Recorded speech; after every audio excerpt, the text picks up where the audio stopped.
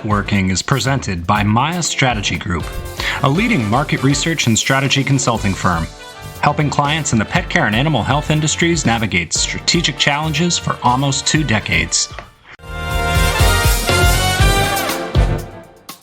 Hello everyone, and welcome to Pet Working. I'm Peter Kenseth, Vice President at Maya Strategy Group, and I'm out here today on a beautiful sunny winter day in Vermont. We have Peony here as well. Say hi, Peony.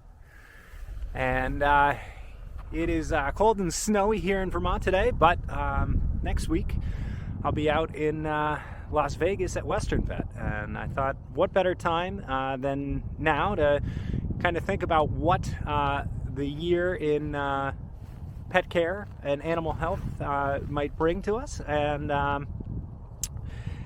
think one of the big things I'm looking forward to seeing at the conference is the connection of the ecosystem, so to speak, the further driving of connected data between the pet care and animal health realms.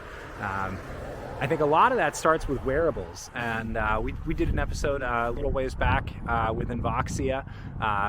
They are incorporating the ability to track heart rate and respiratory rate and heart signature into their pet tracker.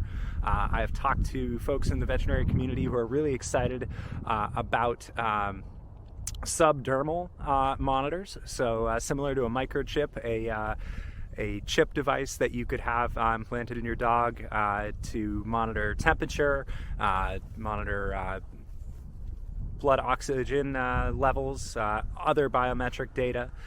So I'm excited to see if any of that is going to be at WVC at Western Vet.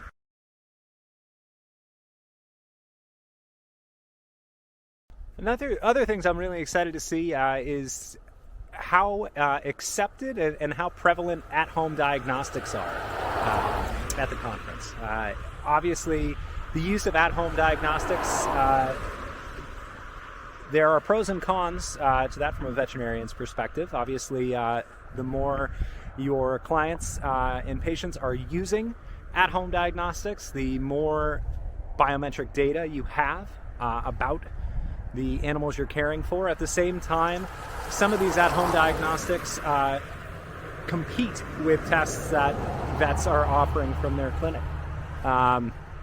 And it'll be interesting to see, I think, as we move towards this creation of an ecosystem, we're going to be put in a situation where there is a need for pet parents to use at-home diagnostics to monitor the health of their pets. And obviously there is that white coat syndrome that is not exclusive to humans. Dogs experience it too. And if you can limit the number of times that they have to go into the clinic to have tests performed, ultimately I think you may be providing better health outcomes and probably getting ahead of diseases that could otherwise be prevented. We talked to Dr. Ben Handler of HESCA about preventative diagnostics, and certainly, it's really an important part of responsible pet ownership and making sure that your pet stays healthy.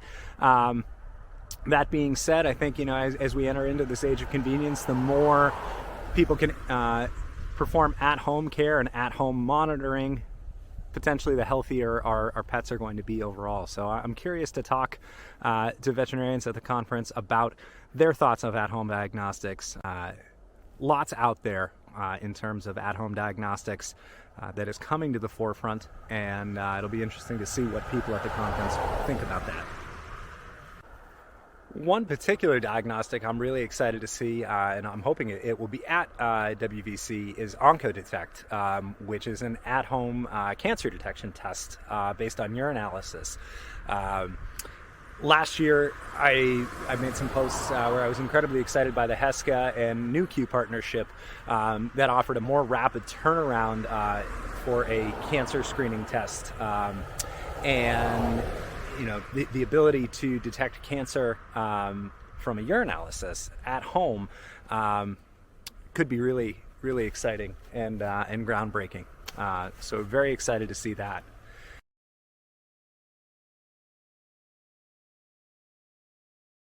Pet insurance is always a hot topic when it comes to veterinary care. I'm very much of the belief that if more people had pet insurance, more people would take their pets to the vet and would really drive the creation of a better animal health ecosystem, so to speak. Not necessarily a data-based ecosystem, but a healthcare ecosystem in which we have pets regularly going to the vet because there isn't a financial barrier to it. A few weeks ago, I saw that Tractive, at least in the European market, Tractive, the pet trackers who we've featured on Pet Working before, had entered into a partnership where they were offering pet insurance in conjunction with the purchase of a pet tracker, which I think is a really cool idea. Hopefully it will drive increased adoption. Europe is definitely ahead of the United States in terms of its use of pet insurance.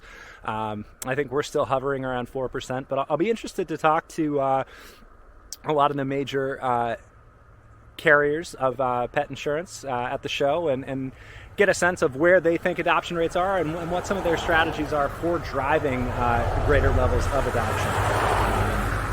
We're seeing a lot of white label offerings, new players entering into the space, different reimbursement models, and obviously that will be fairly interesting to take a look at. DNA represents another interesting component of animal medicine that is really at an inflection point, I think.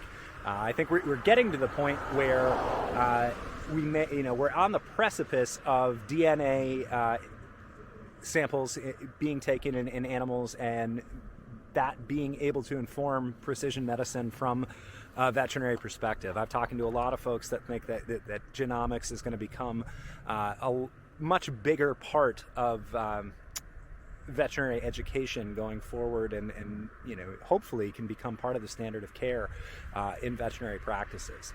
Another interesting piece of the DNA puzzle, or where DNA fits into the pet care and animal health puzzle, is precision nutrition, not just precision medicine. We've seen Hills partner with Embark to drive recommendations for their OTC diets in Embark's, and those recommendations are included in Embark's DNA test results. We've also seen precision nutrition offerings from Royal Canin with Individualis. It'll be interesting to see how that is taking off in the U.S. market. Checking in last year, I think they had about 30 some odd clinics that were offering it. So it'll be interesting to see if the demand for that has picked up in the U.S. market and how they're scaling manufacturing to be able to accommodate the production of a precision diet. The other side of the nutrition spectrum gets away from precision, science-based nutrition and focuses more on the growing trend of natural, raw, freeze-dried nutrition and whole food nutrition kind of returning to center stage in the pet care ecosystem. We've seen studies from Primal, who we had on the show earlier this year, coming out showing the nutritional benefits of raw and freeze-dried diets.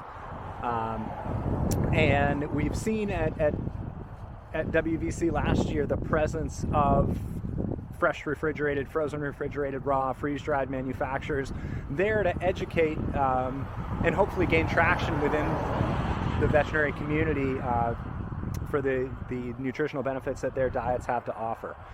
So it'll be interesting to talk to folks there to see how many veterinarians are moving towards this whole food end of the spectrum. Certainly there's a sustainability component to that as well. Obviously, many of these raw, freeze-dried, fresh refrigerated manufacturers are focused on sustainably sourcing their ingredients and are focused on sourcing from suppliers that are engaged in regenerative agriculture due to the greater nutrient density that both produce and livestock raised or grown in regenerative soils provide. So it'll be interesting to see if that is making its way into what has traditionally been a very science-focused realm in terms of veterinary nutrition recommendations. How many are adopting this whole food end of the spectrum? And that with Hills and Bond Pet Foods, they've recently made an announcement that Bond Pet Foods has created a precision fermented animal protein, so a lab-grown animal protein that Hills is going to be using in both their OTC and veterinary diets. So while that isn't necessarily whole food regenerative agriculture, it definitely addresses that sustainability component. So it'll be interesting to see if any other therapeutic diets are incorporating sustainability measures into the production of their food or their packaging. But it should be a great show. Excited to see lots of folks there, see old faces, meet new friends. If you are interested in meeting up at the conference, definitely reach out. I've posted some links to schedule meetings with me at the conference on LinkedIn, but would love to talk to folks needing strategic support in the pet care animal health industry, and also would love to meet some new guests that would be interested in appearing on the Pet Working podcast. So until WVC next week, this is Peter Kenseth with Pet Working, signing off, and we'll let Petey make a little sign off too. Yeah. Good girl. Good girl. All right. Take care, everyone.